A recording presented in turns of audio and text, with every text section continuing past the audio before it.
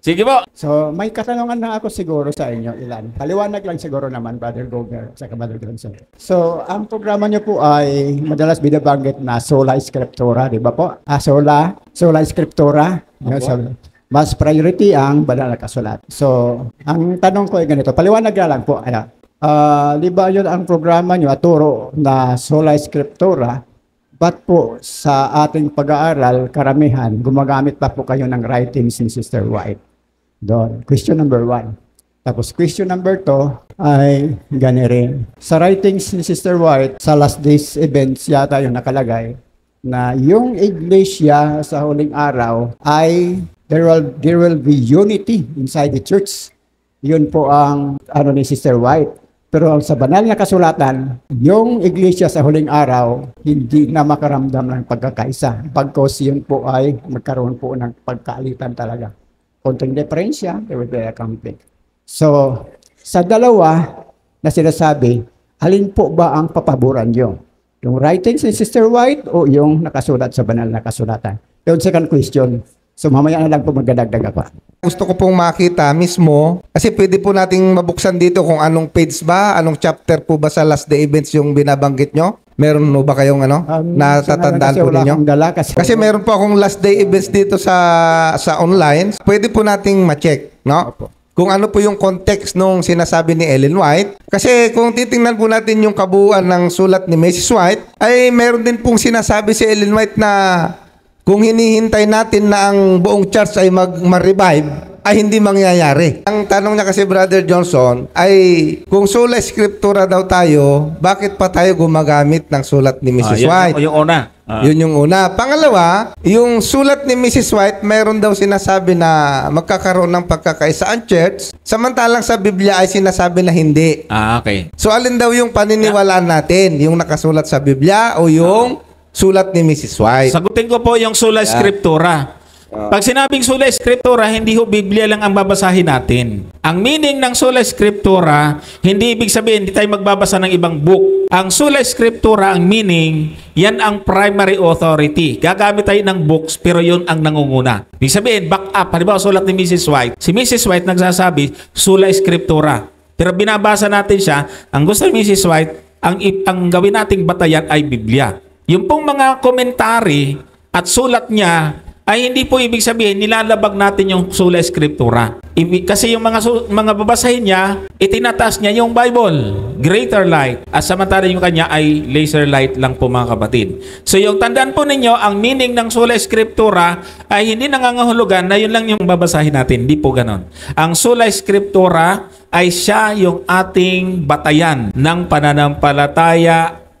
Sabi nga ni Mrs. White, ay ito po yung the Bible and the Bible alone should be our authority. At saka practice. Ito yung nagkukurik ng mga mali. Siguro ay tingnan ko kung makita ko po yung quotation na yon. So itandaan natin, hindi po magkakontra yon. Kasi ang ibig sabihin ng Sola Scriptura, tayo naman, meron tayong spirit of prophecy, pero Sola Scriptura tayo. Si Mrs. White, may mga vision siya. Pero sabi niya, Bible and the Bible alone. Sola Scriptura. Tinuturo niya. At hindi lang Sola Scriptura, Brother Johnson, Tota Scriptura. Ayan. Ibig sabihin, yung kabuuan po ng banal na kasulatan. Correct. At hindi po naman ibig sabihin na kapag tayo po ay nagbabasa ng writings ni Ellen White, ay hindi na po tayo Sola Scriptura. Kaya nga, dito po ay dapat na maging maliwanag yung pong ating pagbabasa. Kasi nga, lumalabas po doon sa tanong ni Brother, ay magkakontra ang Biblia sa sulat ni Mrs. White, no? Sabagay, tinatanong lang naman niya. Kaya nga, gusto kong makita yung quotation na kanyang binanggit para ma-double check po natin kung ano talaga yung binabanggit doon ni Ellen White at doon sa sinasabi nyo naman na sa Biblia ay may unity, ano hong talata yung binabanggit ninyo? Para at least maano po talaga natin, ma-balance po natin, Mahirap po kasi yung hindi po natin ma-check mismo yung talagang quotation. Meron pa akong babasahin mula po sa Prophets and Kings. Ito po yung Spirit of Prophecy, sabi ni Mrs. White. Page 624 hanggang 626. Ang sabi ni Mrs. White, Christians should be preparing for what is soon to break upon the world as an overwhelming surprise. And this preparation they should make by diligently studying the Word of God and striving to conform their lives to its precepts. Tapos dito naman sa karugtong, God calls for the revival and reformation. The words of the Bible and the Bible alone should be heard from the pulpit. But the Bible has been robbed of its power, and the result is seen in a lowering of the tone of spiritual life. So makikita po natin dito, revival and reformation, ang susi po ay Bible and the Bible alone. Kaya nga, dinidiscourage po tayo na huwag tayong maniwala na ang reformation ay sa magitan ng vegetarianism. Hindi po ganun ang turo ni Mrs. White. Ang revival and reformation ay sa pamagitan ng Word of the Bible and the Bible alone. Actually, ang payo niya, pag nagsisermon tayo, wag ho yung kanyang sulat ang gamitin. The words of the Bible should be heard from the pulpit. Yan po ay nasa Prophets and Kings 624 hanggang 626. So makikita natin, hindi po tutol si Mrs. White sa Sola Scriptura, mga kapatid. Ito pa, ang sabi niya dito, magkakarugtong lang yon. The hearers cannot say, did not our heart burn within us while he talked with us by the way, and while he opened to us the scriptures? Luke 24:32. There are many who are crying out of the living God, longing for the divine presence. Let the word of God speak to the heart. Kaya makikita po natin yung pagdidiin po niya rito. Ito pa, sabi po dito sa Counsel for the Churches, page 25, paragraph 6. I recommend to you, dear reader, the word of the Bible as the rule of your faith and practice. By that word we are to be judged. God has in that word promised to give vision in the last days, not for a new rule of faith, but for the comfort of His people, and to correct those who err from Bible truth. Yung nakita po natin, pati yung pagtutuwid ay hindi po yung sulat niya ang gagamitin. Kasi dito po, marami po ang sumablay ho rito, yung mga dati nating kasamahan na lumabas. Mas ginagamit niya ang spirit nila, ang spirit of prophecy, kaysa sa Bible. Hindi po sang-ayon si Mrs. White dito. Mga kapatid? Dito po sa Lift Him Up, page 157. The tremendous issue of eternity demand out of something besides the imaginary religion. A religion of words and forms where truth is kept in the outer court. God calls for a revival and reformation. The words of the Bible and the Bible alone should be heard from the pulpit, para din yung nasa Prophets and Kings kanina. So, ito po mga kapatid ang sinasabi ni Mrs. White. Ngayon, ano yung kanina, Brother Gomer, na parang magkakontra sila ng Bible? Sabi ni Mrs. White, magkakaroon ng unity. Tama po ba yun? Sa Bible ay hindi. Hindi po totoo na yun lang sinabi ni Mrs. White, magkakaroon ng unity. Actually, may mga warning siya na napakaraming kaguluhan na mangyayari sa church. At nangyari na nga po ito nang buhay pa siya. At hanggang sa kanyang hanggang ngayon, ay may sulat siya noon na ang diwa ay hanggang ngayon. O pakinggan nyo, Testimonies chapter 61. Ang sabi niya, God has a church upon the earth who are His chosen people, who keep His commandment. He is leading not stray offshoots. Ba't niya binanggit to? Ibig sabihin, alam niya na may mga offshoots na mangyayari at kaguluhan. At ito na nga po, napakadami po ang humiwalay sa atin. So yung warning niya na ito ay hanggang sa pagbalik-balik ng ating Panginoon. Pinag-iingat po tayo. Ito pa. Ang sabi po rito, He will continue to be with them even to the end. Their experience will be one of constant growth until the Lord shall descend from heaven to see His seal of final triumph upon His faithful ones. Ito pong mga sulat na ito, mga kapatid, ay babalan niya ito dahil sa mga nanggugulo sa church. Pinalalakas niya ang loob na ang Panginoon ay hindi pababayaan ito, bagaman marami po ang mga babangon na kalaban. Halimbawa, ito po ang patunay na hindi po sinabi ni Mrs. White magkakaroon ng unity.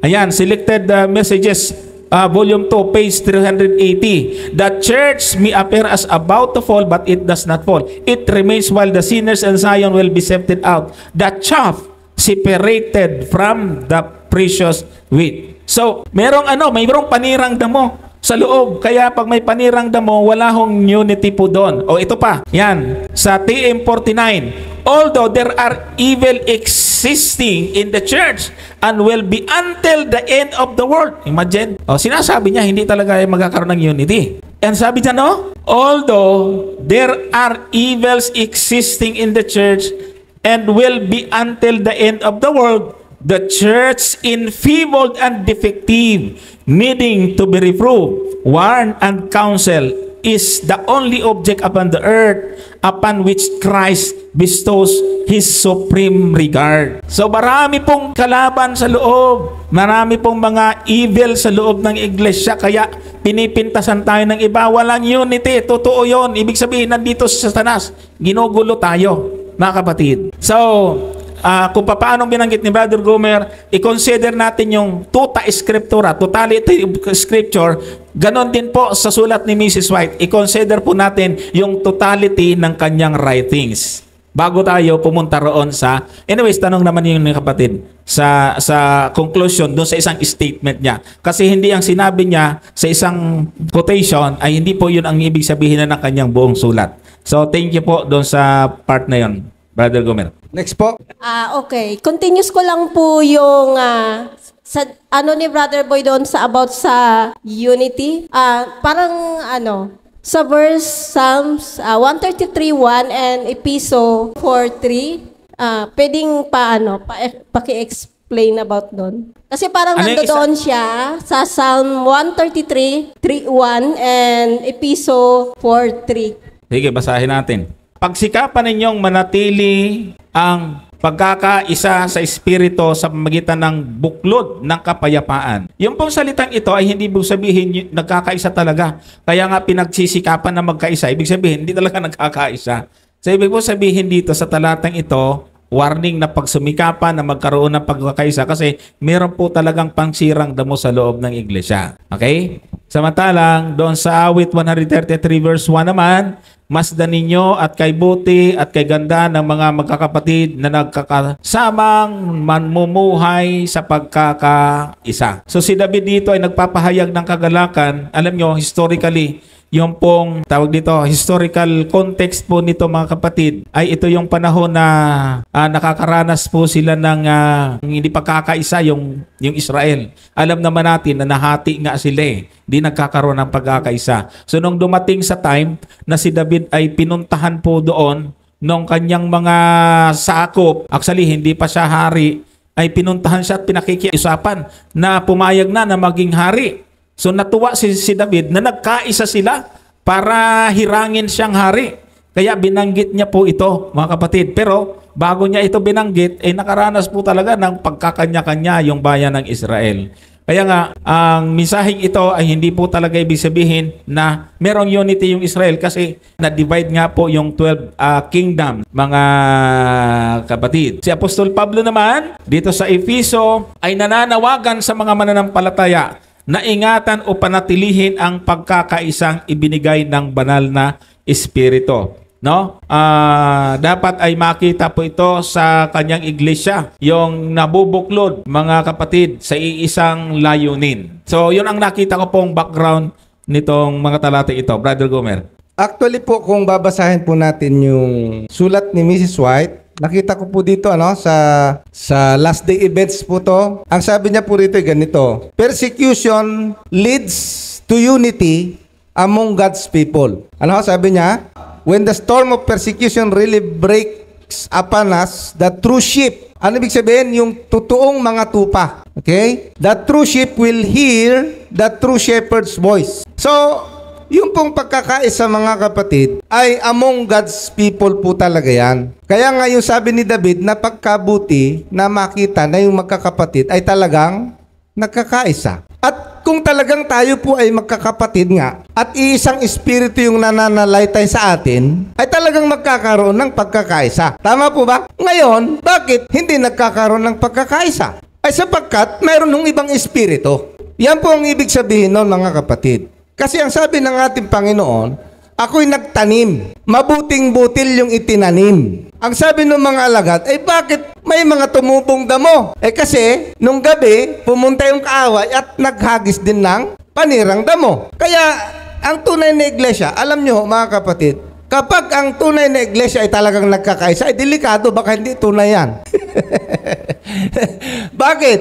Ay kasi nga doon sa loob, mayroong panirang damo eh. Hindi po pwedeng magkaroon ng pagkakaisa yung panirang damo at saka yung trigo. Kaya talagang makikita ho sa loob, minsan, yung mga panirang damo, meron talaga. Kasi sinabi ng Panginoon yan, mga kapatid eh. Pero, saan ho ba tayo nagkakaisa? Doon sa Espiritu. Ang ibig sabihin, doon sa Espiritu na yon, talagang may pagkakaisa dapat ang bayan ng Diyos. Tayo ay natatali sa isang pag-ibig. Kaya nga, yung spirit of disunity, hindi ho espiritu ng Diyos yan. Ano? Kaya kung wala hong pagkakaisa sa loob ng church, ano ang ibig sabihin nito? Ang ibig sabihin, may ibang espiritu. So tama ang ating Panginoon, may panirang damo nga. Nagtanim din.